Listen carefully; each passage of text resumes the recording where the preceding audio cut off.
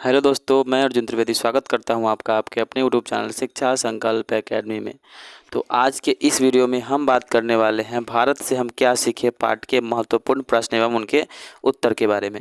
दोस्तों, आप इन प्रश्न एवं उत्तर को अपनी कॉपी पर नोट कर सकते हैं ताकि समय समय पर आपको जब भी याद करना हो तो आप अपनी कॉपी को पलटकर अपना आराम से याद कर सकते हैं। तो ये वैसे प्रश्न होंगे जो बार बार हमारे परीक्षा में पूछे जाते हैं, तो इनको अगर आप अच्छे से याद कर लेते हैं तो आपको परीक्षा में कोई दिक्कत नहीं होने वाली है। तो चलिए वीडियो को शुरू करते हैं। सबसे पहला प्रश्न आपके स्क्रीन पर आ चुका है। समस्त भूमंडल में सर्वविध संपदा और प्राकृतिक सौंदर्य से परिपूर्ण देश भारत है, लेखक ने ऐसा क्यों कहा है? इसका उत्तर होगा मैक्स मुलर जब भारत की भूमि पर आया तो इसको यहाँ की धरती पर स्वर्ग जैसा अनुभव हुआ और यहाँ के इतिहास, रहन सहन, रीति रिवाज, भाषा, साहित्य तथा पुरातत्व को देखकर उसने जो आनंद प्राप्त किया, उस आनंद को भाषा के रूप में व्यक्त करते हुए महान दार्शनिक विद्वान मैक्स मुलर ने कहा कि समस्त भूमंडल में सर्वविध संपदा और प्राकृतिक सौंदर्य से परिपूर्ण देश भारत है।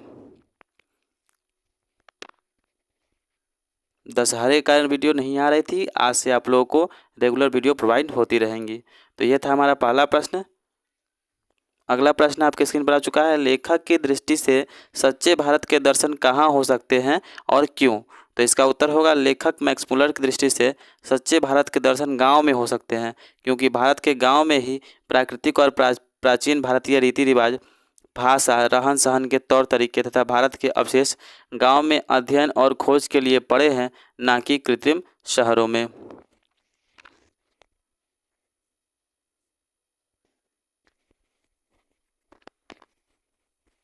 अपनी कॉपी पर साथ साथ में नोट करते चले ताकि जब भी आपको ज़रूरत हो तो आप इसको याद कर सके। चाहे तो आप इसका स्क्रीनशॉट ले सकते हैं।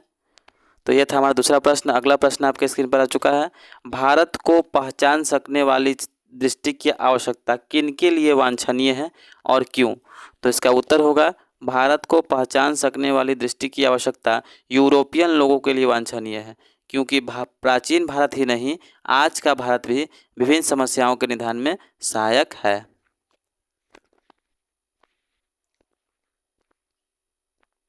आप लोग चाहे तो स्क्रीनशॉट ले लीजिए, चाहे अपने कॉपी पर नोट कर लीजिए। यह था हमारा तीसरा प्रश्न। अगला प्रश्न आपके स्क्रीन पर आ चुका है। लेखक ने किन विशेष क्षेत्रों में अभिरुचि रखने वालों लोगों के लिए भारत का प्रत्यक्ष ज्ञान आवश्यक बताया है? तो इसका उत्तर होगा लेखक मैक्स मुलर ने भू विज्ञान, वनस्पति विज्ञान, जीव जंतु विज्ञान, पुरातत्व विज्ञान, दैवत विज्ञान, भाषा विज्ञान, इतिहास, साहित्य, कानून शास्त्र अथवा राजनीतिक ज्ञान आदि विशेष क्षेत्रों में अभिरुचि रखने वाले लोगों के लिए भारत का प्रत्यक्ष ज्ञान आवश्यक बताया है। तो ये था हमारा चौथा प्रश्न। अब हम देखते हैं पांचवें प्रश्न को। पांचवा प्रश्न आपके स्क्रीन पर आ चुका है। लेखक ने वारेन हेस्टिंग्स से संबंधित किस दुर्भाग्यपूर्ण घटना का हवाला दिया और क्यों?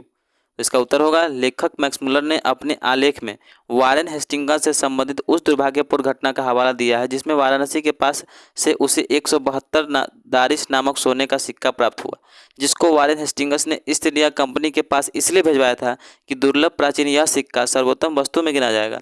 लेकिन उन सिक्कों को ईस्ट इंडिया कंपनी के निर्देशक सामान्य सोने का सिक्का मानकर गलवा दिया।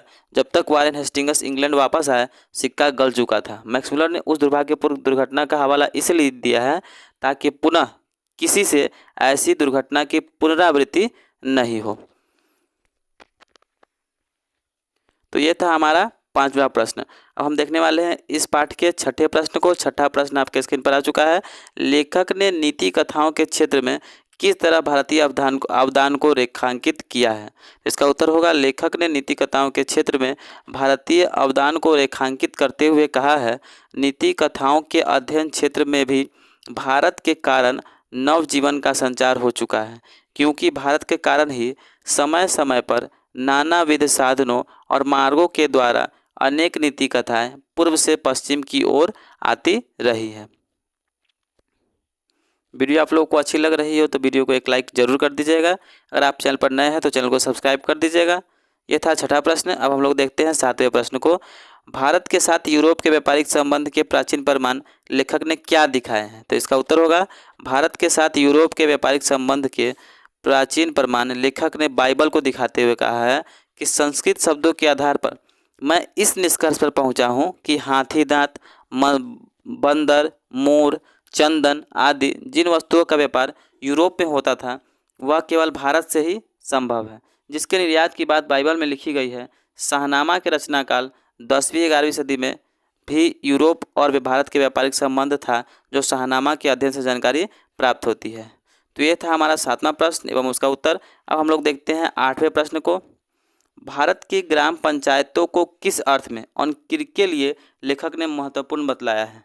तो इसका उत्तर होगा भारत की ग्राम पंचायतों को अत्यंत सरल राजनीतिक इकाइयों के निर्माण और विकास से संबंध प्राचीन युग के कानून के पुरातन रूपों के बारे में जो अनुसंधान हुए हैं उनके महत्व और वैशिष्ट्य की परख सकने के अर्थ में राजनीतिज्ञों के लिए महत्वपूर्ण बतलाया गया है। तो यह था हमारा 8वां प्रश्न। अब हम लोग देखते हैं इस पाठ के 9वें प्रश्न को। धर्मों की दृष्टि से भारत का क्या महत्व है? तो इसका उत्तर होगा धर्मों की दृष्टि से भारत का महत्व बताते हुए लेखक ने कहा है कि धर्म का वास्तविक उद्भव उसके प्राकृतिक विकास का प्रत्यक्ष परिचय भारत में ही मिलता है। यह भारत ब्राह्मण धर्म, वैदिक धर्म वाला तथा बौद्ध धर्म की जननी और पारसी धर्म की शरण स्थली है।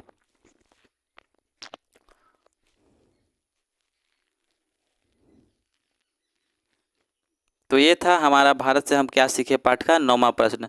हम लोग देखते हैं 10वें प्रश्न को।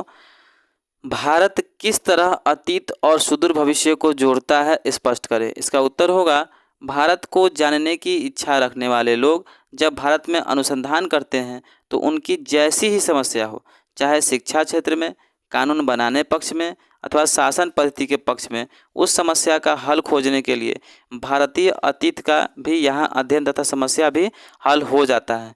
तो भविष्य के लिए उपयुक्त है, अतः भारत अतीत और सुदूर भविष्य को जोड़ता है।